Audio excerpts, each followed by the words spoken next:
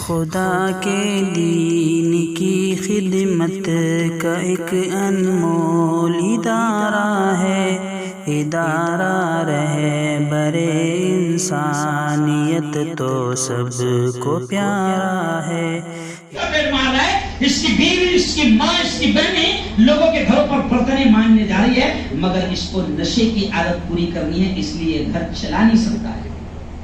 آج نشے میں میری قوم کو جوان تباہ ہے۔ بہت باتیں ہیں، میں کبھی آؤں گا تو کروں گا انشاءاللہ۔ تو میں یہ صرف اشارہ کیوں کر رہا ہوں کہ کوئی بھی برائی ہوتے دیکھو، ہمارا کام ہے کہ ہم سب مل کر اس کو روکیں۔ اور یاد رکھو، اگر ہم سب مل کر روکیں گے نا، تو میں ایک بات اور کہتا ہوں، کوئی داؤد ابراہیم نہیں سمجھا۔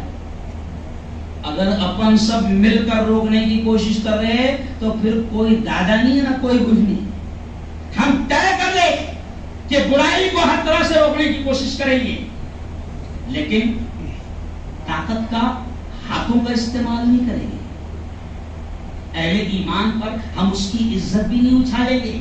اگر کسی کا بیٹا غلط راستے پر جا رہا ہے تو ہم اس کو پہلے دوستی یاری میں سمجھائیں گے۔ کسی کی بیٹی اگر غلط راستے پر جا رہی ہے، آج کتنے پاگل ہیں مسلمان کہ ایک طرف دشمن کلیئر طور سے اپنی کتاب میں لکھ رہا ہے اور اپنے جوانوں کو RSS کے لوگ اور سب پریوار، یہ ملک کے آتنکوادی، یہ سب پریوار کھلا کہہ رہے ہیں کہ ہم نے ٹارگٹ بنایا ہے ہر سال کہ 25,000 مسلمان بیٹیوں کو اپنی بہو بنائیں گے۔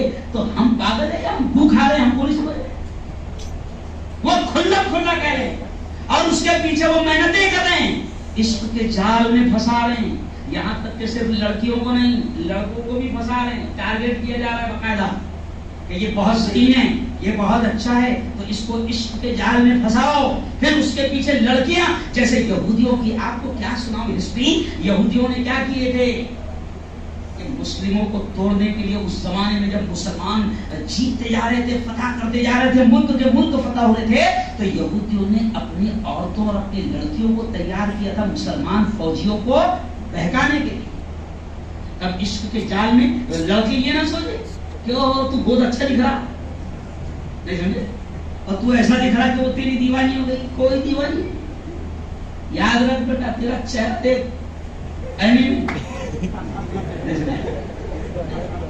ٹارگیٹ ہے، ٹارگیٹ کیا ہے مولانا؟ ٹارگیٹ۔ میرے پاس وقت نہیں ہے، کیا کروں؟ بیوی نے کہا تھا تو خیر یہ ٹارگیٹ ہے۔ مسلم جوانوں کو نشے کے لیے بھی لگایا جا رہا ہے۔ بہت زیادہ بھی تو کہہ دو کہ جو ہمارے جوان صلاحیت مند تھے، جن پہ ہم کو یقین تھا، بھروسہ تھا کہ یہ قوم کے لیے بڑے کام کرے گے، اللہ کی قسم اللہ کے گھر میں آج آنکھوں میں میرے آنسو آ رہے، یہ کہتے ہوئے مجھے آنسو آ رہے کہ ایسے جوان جن پر ہم کو یقین تھا کہ میری قوم کے جوان قوم کے کچھ کام آئیں گے، ان کتوں نے میری ان قوم کے جوانوں کو دوستی یاری میں نشے کا عادی بنا کر ان کو نہ قوم کے کام کا رکھا، نہ ان کو گھر کے کام کا۔ جوانوں کو ٹارگٹ بنایا جا رہا ہے، تو کو نشے کی عادتیں ڈروائی جا رہی ہیں، تمہاری زندگیوں سے کھیلا جا رہا ہے، اور پھر تمہاری بیٹیوں کی زندگی سے کھیلا جا رہا ہے۔ وہ عشق کے چکر میں آؤ، میں تم کو پورے چیلنج کے ساتھ میں ایسی ویڈیو بتاؤں گا کہ جو بیٹیاں میری قوم کی بیٹیاں جو غلط راستوں پر چلی گئی، 1 سال کے بعد، 2 مہینے کے بعد، 15 دن کے بعد، 6 مہینے کے بعد ان کا کیا انجام ہوا اور کس طریقے سے استعمال کر کے انہوں نے پھینکا، میں تم کو ویڈیو بتاؤں گا، تمہارے رونگٹے کھڑے ہو جائے۔ کہاں ہے تم؟ کیوں تم اپنی اولادوں کی فکر نہیں کر رہے ہو؟ کیوں تم گناہوں کو نہ دیکھ رہے ہو؟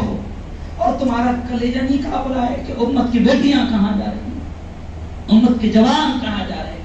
او اللہ کے بندو، میں مبارکباد دوں گا کہ کچھ جوان میرے پاس میں آئے، آفس میں آئی، مولانا بھی ساتھ میں تھے، اور میں تو کس کا نام بھی نہیں جانتا ہوں، اور ابھی تو لاک ڈاؤن کا مسئلہ ہے جو میں اتنے آسانی سے جلواؤں میں مل رہا ہوں، ورنہ آپ کو نہیں معلوم، جاؤ باہر کے ملک والوں سے پوچھو، باہر کی اسٹیٹ والوں سے پوچھو کہ مفتی ہارون کو اگر لانا ہے تو کتنی محنت کرنا پڑتی ہے۔ میں تو تمہارا ہوں، تمہارے شہر میں ہوں، تمہارے قریب ہوں، ہم پورے ملک میں اللہ کام لے رہا ہے، پوری دنیا میں اللہ کام لے رہا ہے۔ آج میں پالوی والوں پہلی مرتبہ اس مسجد میں اس علاقے میں آیا ہوں، آپ کو کہہ کے جا رہا ہوں کہ جو جوان آئے تھے میں بڑا خوش ہوا، میں بزرگوں سے بھی جوانوں سے پہلے کہوں گا کہ اپنے بزرگوں کا احترام کرو، اپنے بزرگوں سے رائے مشورہ لو، اپنے بزرگوں کے پاس بیٹھو. سفید جن کے بال ہو جاتے ہیں نا، اللہ بھی ان سے اتنا پیار کرتا کہتا ہے، اللہ کہتا ہے کہ میں بوڑھوں سے، میں سفید بال والوں سے اتنا پیار کرتا ہوں کہ اگر وہ سفید بال والا اگر ہاتھ اٹھاتا ہے تو اس کے ہاتھ خالی لوٹاتے ہوئے مجھے بھی اچھا نہیں لگتا ہے. تو اپنے بزرگوں سے محبت کرو، ان کی قدر کرو، ان سے مشورے لو. اور جوانوں سے میں کہوں گا کہ اگر کوئی غلط کام ہو رہا ہے محبت سے اس کو ختم کرنے کی کوشش کرو. اور یاد رکھو اگر کسی کا بیٹا غلط راستے پر گیا تو اس کی عزت نہیں اچھالنا، عزت اچھال کر اس کو سدھارنے کی کوشش نہیں کرنا. کسی کی بیٹی اللہ نہ کرے غلط راستے پر چلی گئی اور پھنس گئی تو اس کی عزت نہیں اچھالنا. اپنے بڑوں کے پاس بات رکھو. میں آج آپ کے پاس میں آیا ہوں، ہم لوگ پورے ملک میں کام کر رہے ہیں. اگر کوئی ایسا معاملہ آتا ہے آپ ان کو بتاؤ، آپ پوری ٹیم بناؤ، ہم آپ کی رہبری کرنے کو تیار ہیں. اللہ کا شکر ہے جو ملک کی سب سے بڑی سنگٹن ہے جمعیت علماء، میں اس کا 13 سال سے اध्यکش ہوں. ہم تیار ہیں آپ کے لیے. جمعیت علماء صرف یہ نہیں، جمعیت علماء ان جوانوں کو جن کو آتنکواد کے کیس میں جیل کی سلاخوں میں ٹھوس دیا جاتا ہے، جب ماں باپ بھی پریشان ہو جاتے ہیں اور کوئی رشتہ دار منہ بھی نہیں دیکھنا پسند کرتا کہ آتنکواد کا نشانہ میرے طرف نہ لگ جائے، ایسے وقت ہماری سنگٹن کروڑوں روپے خرچہ کر کے پھانسی کے پھندوں سے، اللہ کا شکر ہے تم پڑھتے ہوں گے نا، سنتے تو ہوگے کچھ. اللہ کا شکر ہے کہ کروڑوں روپے جن کے ہم کیسز لڑتے ہیں نا وہ ہمارے نانی کے سگے نہیں، دادی کے سگے نہیں، ہم ان کو پہچانتے نہیں، لیکن کروڑوں روپے کیس خرچہ کرتے ہیں اور سینکڑوں بچوں کو اللہ کا شکر ہے پھانسی کے پھندوں سے جمعیت علماء نے بچایا ہے. جمعیت علماء بھی سماج میں اصلاح کا کام بھی کر رہی ہے، سدھار کا کام بھی کر رہی ہے. نشے کے خلاف ہم مہم چلا رہے ہیں اور یہ جو لو جہاد کا چکر چلا، ان لوگوں نے شیطان میں پورا ٹارگٹ بنایا میری قوم کی بچیوں کو، میرے قوم کے جوانوں کو. تو آج میں پارلی میں بھی یہ پیغام لے کر آیا ہوں کہ اگر کوئی بچہ، کوئی بیٹا، کوئی بیٹی، اور یاد رکھو اگر کسی کی بیٹی غلط راستے پر جاتی ہے تو یہ نہیں سوچنا کہ وہ اس کی بیٹی ہے، یہ سوچنا کہ یہ ہم سب کی بیٹی ہے، ہم سب کی بہن ہے. اور یہ اگر جہنم کے راستے پر جاتی ہے تو اس کے ذمہ دار ہم بھی رہیں گے. تو ہم لوگوں سے بتاؤ، ہم ان کے ماں باپ سے خاموشی میں ملیں گے. اصلاح بھی کرنا ہے تو کسی کی عزت اچھال کر ارے بولو نہیں کرنا ہے. جوانوں سے میں کہوں گا پوری ٹیم بناؤ اور پورا کوشش کرو، طے کرو، ایک محلہ طے کرو کہ میرے محلے میں کوئی نشہ نہیں کرے گا، کوئی پوڑی نہ. اب دیکھو چھوڑ اگر کھاتا ہے تو چھوڑنے میں دیر تو لگتی ہے، تھوڑی تکلیف تو آتی ہے، لیکن کوشش تو کرو. اور جب آپ کوشش کرو گے تو اللہ مدد کرے گا. جب آپ کی نیت سچی ہوگی تو اللہ مدد کرے گا. آج یہ پوڑیوں کی وجہ سے مولانا میری قوم کے جوان اتنے کمزور ہو گئے ہیں کہ ہم بھی کمزور ہو رہے ہیں. کیا دیکھ رہا ہے؟ کیونکہ جب پیچھے دیکھتے تو ایک دم ایسے کھڑے ہوئے، ایک بھکا مارو 3 پلانٹے کھائیں گے، نہیں سمجھا؟